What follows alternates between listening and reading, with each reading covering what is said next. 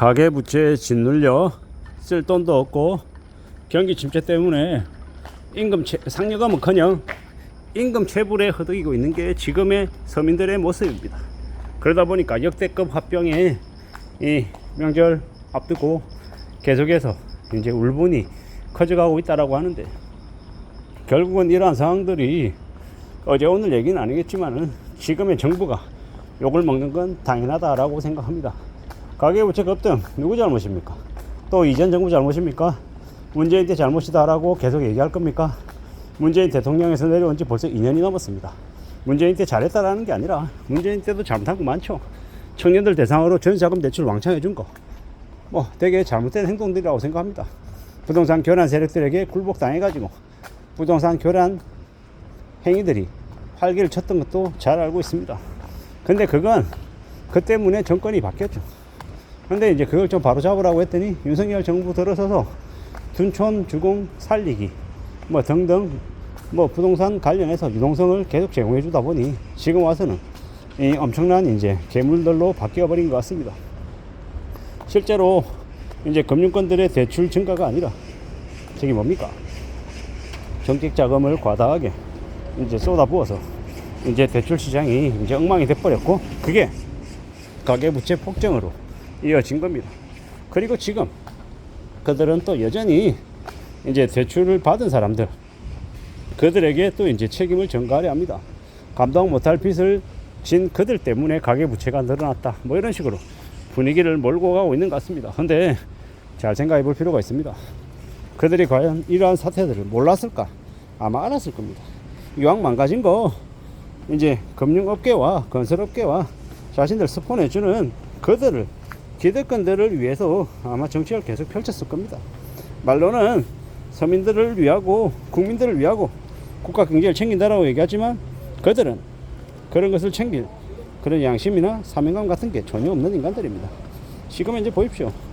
이복현이나 아니면 금융원장이나 보시면 하나같이 면면이, 지금 경제부총리 마찬가지, 면면이 전부 다 자신의 안디를 위해서밖에 일하는 게 없는 놈들입니다. 그런 그들이 지금 대한민국의 경제를 책임지고 있다 보니 대한민국의 경제가 더 빨리 망가지고 있는 거죠.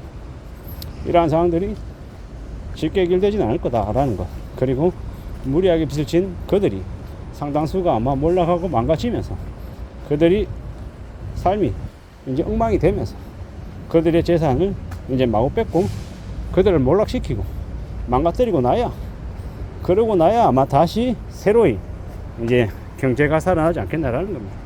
적어도 지금은 이제 몰락하고 무너지고 망가지면서 정리하는 시기다라고 보는 게 맞을 것 같습니다. 무서운 얘기죠.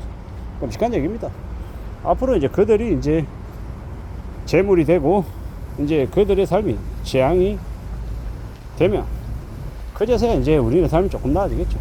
그전까지는 답이 없을 거라고 봅니다.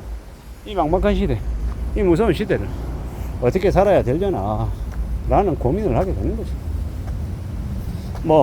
역대급 울분이다, 우라통이다, 화병이다 라고 얘기하는데, 이제 지금 윤석열 대통령의 지지율도 20%대로 주저앉았더라고. 지금 밀란이 일어나도 하나도 이상하지 않다라는 것, 그리고 지금의 대통령이 계엄령을 준비한다라는 그런 말도 있던데, 그런 말조차도 허튼 소리가 아닌 것 같다라는 생각도 듭니다. 왜냐? 지금 그만큼 상황이 엄중하니까요. 심상치 않으니까 그런 얘기가 나오는 거겠죠. 앞으로 우리는 더 염려하고 더 두려워하고 더 걱정하며 살아야 되는 시대입니다. 별거 아닌 것처럼, 괜찮은 것처럼 이야기하는 사람들의 말에 놀아나면 안 되겠다라는 거예요. 얼마나 무서운데, 얼마나 우려스러운데, 별거 아닌 것처럼 이야기하고 윤석열 대통령이 얘기하는 것처럼 한국 경제가 좋아지고 있고 의료 사태 관련해 가지고 현장에서는 문제가 없다, 잘 돌아가고 있다, 이런 개소리를 하면 안 되겠다라는 겁니다. 그런 개소리에 놀아나면 세상을 쉽게 생각하다가는 인생이 그냥 개폭망할 수 있다라는 겁니다. 그러므로 더 두려워하고 더 염려하고 더 조심하는 것 말고는 길이 없겠다라고 생각합니다. 참 무자비한 시대를 살아가고 있는데, 참 막막한데 괜찮은 것처럼 별거 아닌 것처럼 얘기하는 이들 진짜 멀리하고 두려워해야죠. 겁내야 될 것 같습니다. 안 그러면 답이 없다라는 겁니다. 경기 침체가 심해지고 경제 성장률 떨어지고 가계부채는 늘어나고 대출은 들어막혀서 사람들이 살아가는 게 더 빡빡해진다라는 거. 카드론도 폭발해가지고 카드 사태랑 이제 별반 다르지 않은, 아니면 카드 사태를 넘어서는 그런 이제 연체 충격이 심해져 있고, 새마을금고나 저축은행의 연체도 장난이 아니고, 이래저래 사방에서 들려오는 얘기들이 전부 다 무서운 얘기들밖에 없습니다. 그런 시대에 지금 살고 있는데 어떻게 우리가 이 험난한 상황들을 헤쳐나갈 수 있을까요? 과연 상황을 극복하는 게 가능할까? 가능하지 않을까라는 생각도 막 듭니다. 그럴 정도로 지금 심각한데, 우려스러운, 두려운데, 나라는 지금 무정부 상태로 개판치고 있습니다. 어떻게 될까? 참 막막하고 황당하고 앞이 안 보이죠. 그러고 살고 있습니다. 그렇게 지금 지내고 있습니다. 누가 뭐라 그래도 우리는 정신 바짝 차리고 살아야 되고, 그 어느 것도 쉽게 믿어서는 안 될 것 같습니다. 사는 게 너무 막막하고 두려워서 대안을 마련해야 되는데, 대책을 찾아야 되는데, 그래 대책 찾기도 안 쉬울 것 같습니다. 어떻게 되려나, 어떻게 살아갈 수 있으려나, 과연 살아가는 게 가능하긴 하려나, 그런 걱정이 자꾸 쌓입니다. 참, 이 무정부, 이 개쓰레기 같은 개막장 시대를 어떻게 헤쳐나갈 수 있을까, 답답하고 짜증이 나고 황당한 거죠. 그렇게 살다 보니까 사람들이 대한민국 국민의 절반 이상이 울분 상태다, 우라통이 심인다고 한다, 뭐 이런 얘기가 빈말이 아닌 거죠. 이런 무서운 시대를 견디고 참아내고 살아내는 보통의 사람들이 정말로 멘탈이 엄청난 것 같습니다. 참 잘 모르겠다라는, 참 막막하다라는, 앞으로 우리가 언제든 우리 스스로의 삶을 지키기 위해서 노력하는 게 정말 어렵구나라는 거, 보통이 아니구나 라는 생각도 하면서 또 움직입니다.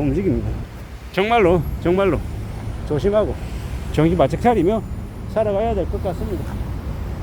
성급하게 조급하게 서두르고 또 서두르는 그런 사람들도 많습니다.